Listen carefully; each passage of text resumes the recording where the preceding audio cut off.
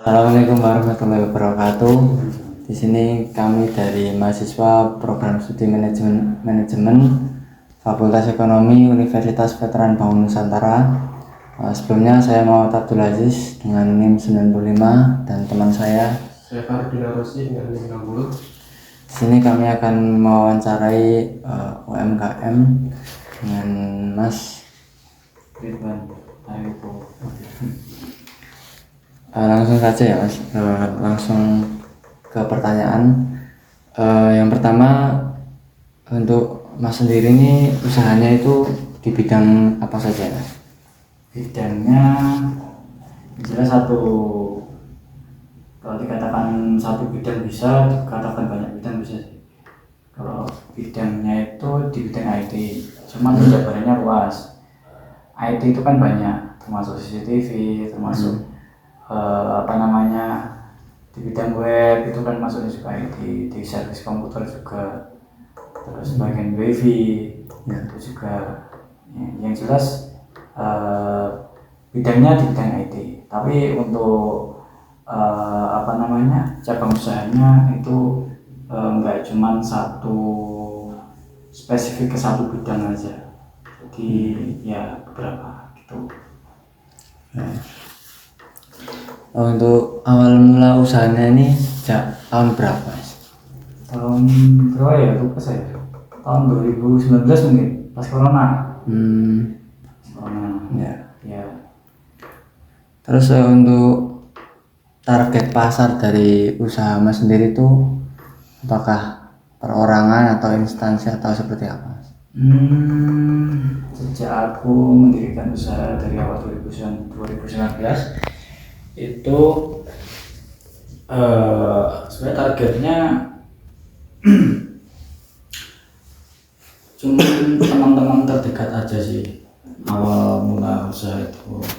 Nah akhirnya kan karena keluar akhirnya sedikit demi sedikit merintis, akhirnya ya kita membuat Google Map. Dengan Google Map kita bisa luas jaringannya. Dengan adanya Google Map akhirnya kita nyaring lewat WA, karena kita sistemnya online.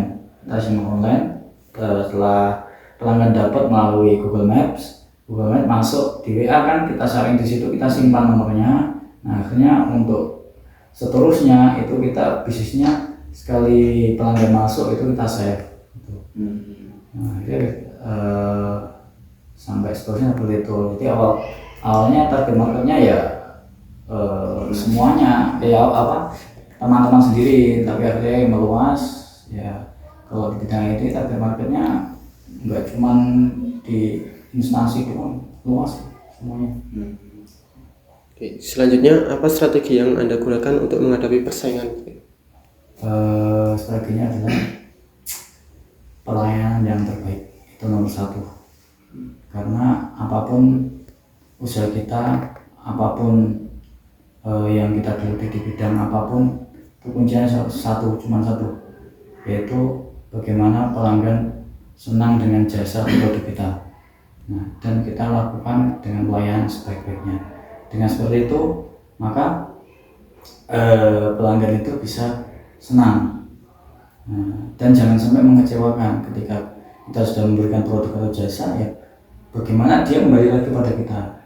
Kalau dia bisa kembali lagi, dia bisa memberikan feedback yang memuaskan, berarti tandanya itu dia puas dengan produk atau jasa kita gitu. Nah, seperti itu. Kalau feedbacknya jelek, mungkin indikatornya adalah sekarang udah ada Google Map, itu sudah bisa dilihat reputasinya di ulasan Google Map seperti itu. Kalau kalau Google Map kan nggak bisa dihapus sebagainya, itu real seperti itu. Ya, kalau ada pesaing yang lain, bahkan banyak yang dia lebih besar dari saya, tapi saya bisa mengalahkan reputasinya dia dengan memberi pelayanan yang baik. Nah, jadi ketika ada pesaing yang lebih besar, ya udah kita kerjakan aja dengan semaksimal mungkin, dengan pelayanan yang baik, dengan dengan semaksimal mungkin gitu. Nah, kalau masalah modal itu belakang sih. Yang penting jalan dulu dan memberikan layanan baik seperti itu menghadapi pesaing. Nah, kalau pesaing otomatis kedepannya tetap ada terus, karena kan yang namanya usaha pasti ada generasi yang pasti banyak orang yang ingin mendirikan usaha, tapi kan yang namanya reputasi kan nggak bisa bohong. Baik. Untuk pelayanannya sendiri itu apa saja yang Anda tawarkan pada pelanggan? Pelayanan, Iya. pelayanan itu artinya apa? Maksudnya jasa di bidang apa aja gitu? Iya. Kalau yang aktif, maksudnya saya dibilang langsung itu ya di servis komputer, laptop, itu yang saya sendiri yang melaksanain. Nah, jadi ketika ada servisan saya sendiri yang garap. Nah, tapi kalau yang lain seperti wifi, CCTV itu terkadang ada yang handle, tapi terkadang saya juga terjun itu mesti. Nah, saya kalau usaha web itu masih merintis, jadi kita website itu kita perkenalkan kepada publik bagaimana dia tahu kalau kita itu punya produk jasa yang seperti itu gitu. Jadi aku untuk sementara ini tidak mengambil untung dari pembuatan web, karena saat ini adalah proses pembuatan portofolio. Jadi ketika membuat usaha itu apalagi di bidang jasa website itu orang harus tahu dulu apa toh manfaatnya website, bagaimana toh cara penggunaannya. Nah, nanti aku itu bisa buat apa toh. Jadi orang tuh harus tahu personal branding dulu. Nah, nanti kalau dia sudah mengenal, ternyata website itu gini, ternyata banyak manfaatnya sebenarnya. Dengan dia mengenal seperti itu, maka ya jadi tahu orang-orang itu. Gitu. Jadi tahu. Jadi kalau saya yang saya kerjakan ya servis komputer, laptop, servis CCTV, dan termasuk website itu sendiri saya yang melakukan. Yang terakhir, apa kendala yang pernah Anda hadapi dalam menjalankan usaha Anda? Kendala? Iya. Kendala adalah kalau kendala personalnya adalah apa ya? Kegagalan sih, sering rugi gitu. Terus apa lagi ya? Ya usaha tidak kunjung untung, jadi rugi terus, itu sering gitu. Jadi usaha itu dan saya usaha kendalanya ya tidak selamanya bisnis yang dibangun dari awal dari nol itu akan langsung untung, itu kendala utama. Nah, dengan ketidakuntungannya itu, maka kita harus siap modal untuk makan, untuk hidup.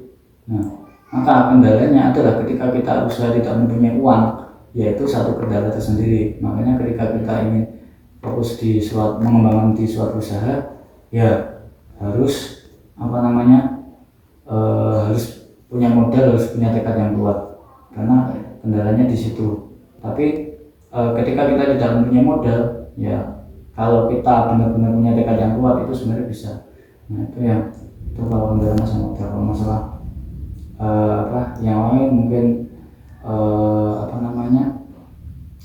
kendala tidak ada tempat, itu juga pernah. Yang namanya usaha pertama kan memang tempatnya nggak ada, karena ya tempatnya cuma di rumah. Nah, dengan seperti itu ya kita ya udah di rumah aja, jadi tidak punya toko pun tidak masalah, karena memang kendalanya kalau tidak punya tempat ya bingung. Tapi bagaimanapun juga kalau kita sudah punya reputasi pasti dicari orang gitu.